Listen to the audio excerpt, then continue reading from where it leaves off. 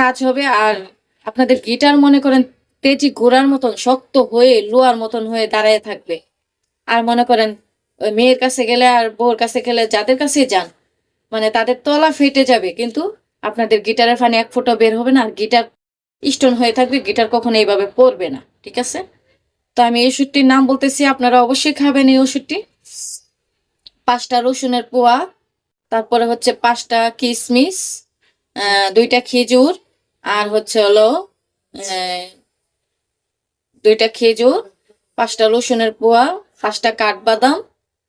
আর এগুলা অল্প, যদি ঘরে মধু থাকে অল্প একটু মধু দিবেন সাথে, দিয়ে অল্প একটু পানির মধ্যে ভিজায় রাখবেন। এই জিনিসগুলো, এই 4টা জিনিস অল্প একটু পানির মধ্যে ভিজায় রাখবেন। ভিজায় রাখা প্রতিদিন সকালবেলা খালি পেটে এই জিনিসটি খাবেন, এই ওষুধটি খাবেন। মূলত এটা একটা ওষুধ, তো এটি প্রতিদিন সকালবেলা খালি পেটে এই ওষুধটি খাবেন।